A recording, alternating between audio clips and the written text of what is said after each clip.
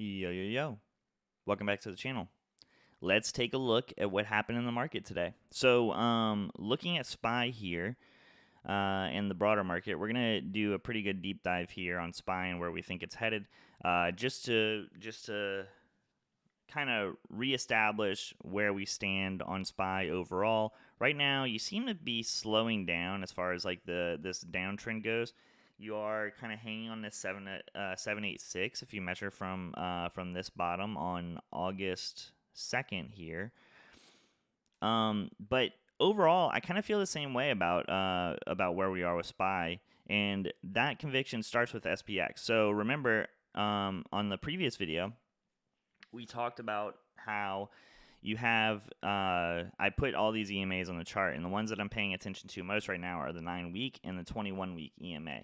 The 9-week EMA being this bold purple, and then the 21-week being the bold teal. And you can see that this 9-week EMA is continuing to converge up towards price really rapidly now because price is so high relative to where it was. And this 21-week is starting to cool off. Now, once this 9-week EMA crosses over this 21-week, it's going to be pretty bullish because that's a golden cross. And also, it's going to come up and it's going to act as, these both are going to act as support for price here in this region.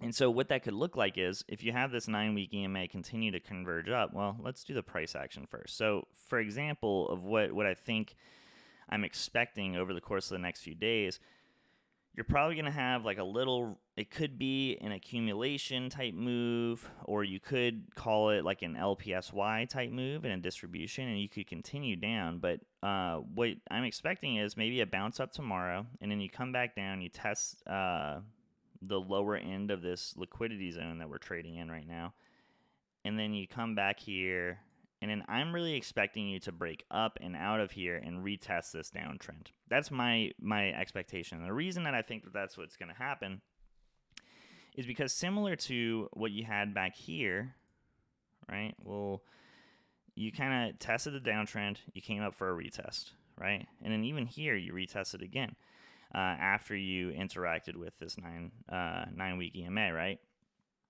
What I'm thinking is going to happen is the 21-week EMA is going to kind of start to level out here and begin to curl up slightly. But this 9-week EMA is going to continue its kind of accelerated movement up, obviously because it's a shorter time frame, so it moves up quicker. And it's going to kind of cross over here and act as support in this region. So this is pretty much what I'm expecting the 9-week EMA to do. And that's what's going to cause you to press up and into this downtrend again. Now, am I expecting a breakout at that point? I'd really have to be doing a volume analysis. What I will say is that I'm noticing that bears don't have quite as much conviction here as they have in previous times when you've pressed away from this red trend. So you can see that if you're looking at the volume, overall, anytime that you've tested this downtrend, you've had a big volume spike for bears relative to bulls, and we can probably see better if we go to the daily time frame.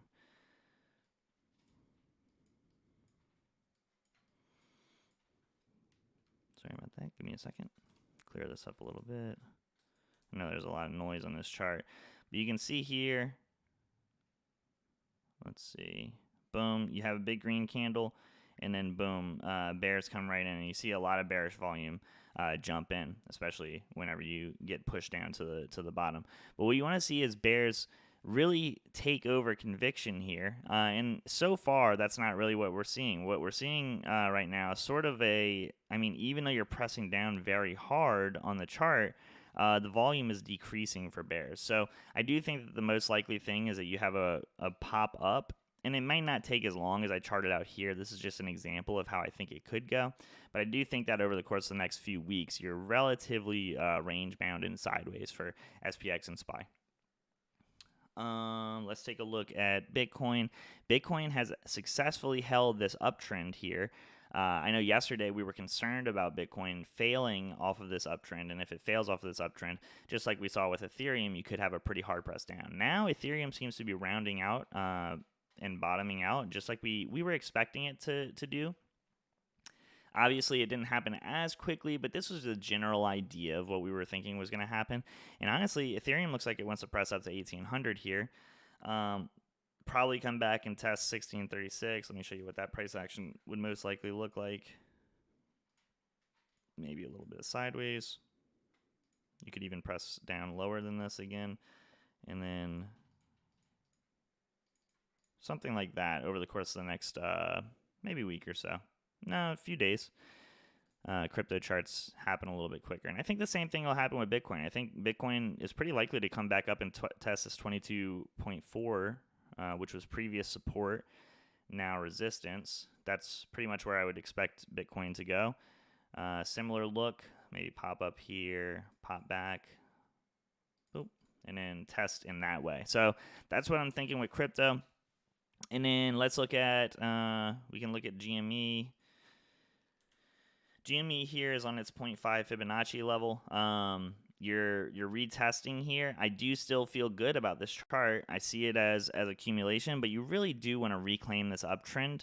So you're going to want to see a sign of strength out of GME in the relative near term. I mean, you could press back down to your golden pocket here.